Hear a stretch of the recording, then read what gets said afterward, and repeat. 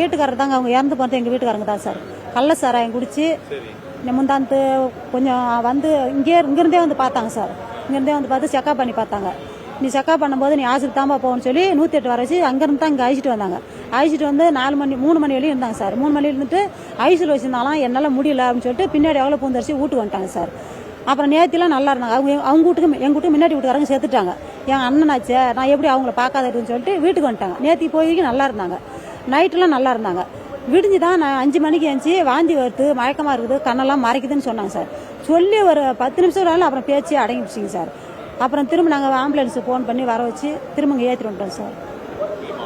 ஏற்கனவே சாராயம் குடிச்சாருன்னு இங்கே வந்து ஹாஸ்பிட்டலில் இருந்தாரா? அவர் ஏன் மறுபடியும் வீட்டுக்கு கூட்டு போனீங்க? அதான் நாங்கள் கூட்டு போகல சார். நான் வீட்டிலிருந்து கிளம்பி வரதுல இவங்க பயந்துட்டு வீட்டுக்கு வந்துட்டாங்க சார். நாங்கள் கூட யாரும் வரல. நாங்கள் கிளம்பி வரதுல இவங்க வீட்டுக்கு வந்துட்டாங்க சார். அன்னைக்கே தான் மணி 10 மணிக்கெல்லாம் அங்கே அழைச்சிட்டு வந்திருப்பாங்க. 3 மணிக்கெல்லாம் அவங்க ஆஸ்பத்திரி விட்டு வெளியே வந்துட்டாங்க. ஆமாங்க சார். நீங்க ஏன் அவ்வளோ நாள் வீட்டில் வச்சிருந்தீங்க? நீங்க ஹாஸ்பிட்டலுக்கு ஏன் கூட்டு போல? நீங்களும் நேற்று நல்லா இருந்து சார். நேற்றுலாம் நல்லாது. எனக்கு ஒன்றும் இல்லை. என்ன அங்கே சாவடி கூட்டு போறீங்களா? நான் வரமாட்டேன்னு நேற்றுலாம் நான் நல்லா இருந்தேன் சார். இதெல்லாம் போய் ஏழு வாசலில் தான் சார் உட்காந்துருந்தாப்புல. ஏழு வாசல் வந்து இப்போ நைட்டு தான் சார் அதிகமாக சீர் சேர்ந்து. இப்போ காலையில் மட்டும்தான் சார் அதிகமாக வவுத்த வலிக்குது. சாராயம் குடிப்பாங்க சார். சாராயம் குடிப்பாங்க. வேலை கட்டி போவாங்க. போய் வந்து உடம்புலின்னு சாராயம் குடிப்பாங்க சார்.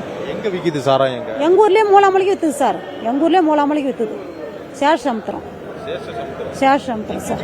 பாக்கெட்ல வர சாராயம்? பாக்கெட்ல வர சாராயம் தான் சார். காய்ச்சறாங்க அதெல்லாம் எங்களுக்கு தெரியாது சார். எங்க காய்க்கிறோம் அதெல்லாம் நம்மளுக்கு தெரியாது சார். உங்க ஊர்ல காய்ச்சல? ஆனா எங்க ஊர்ல காய்ச்சல.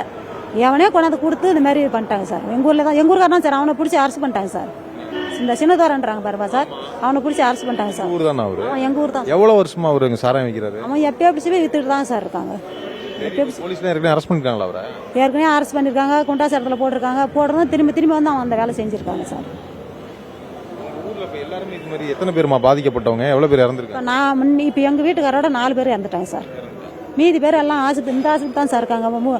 பெட்டிலே தாங்க சார் இருக்கு. ஐசியூல வச்சிருக்காங்க. ஈத்துட்டு கிடக்குது. சேலத்தில் வரையா இருக்கிறாங்க. சாராயத்தால ஒரு உயிரே இப்ப இழந்திருக்கீங்க உங்க குடும்பத்துல. இப்ப இந்த சாராயம் இவ்வளவு பேர் குடிக்கிறாங்களே, இதுக்கு மேல நீங்க என்ன சொல்ல வரீங்க? சாராயத்தை ஒழிங்க சார். சாராயமே இருக்கக்கூடாது. சாராயத்தை ஒழிங்க. சாராயத்தால் தான் சார் எனக்கு வயசு என்னங்க சார்? நாங்கள் தாலியா இருக்கணுமா சார் இந்த வயசுல? என் புள்ளிலாம் சின்ன பிள்ளைங்க சார்.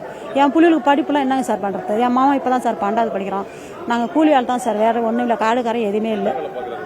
கரும்பு தான் சட்டை வெட்ட விடுவோம். வேற எந்த வேலைக்கு கரும்பு வெட்ட போவோம். காடுக்காரை எதுவுமே இல்லை. என் பேர் வசந்த மலர் சார். நான் களை வெட்ட களை பறிக்க இந்த மாதிரி வேலைக்கு தான் சார் நானும் போவேன். வசந்த மலர்.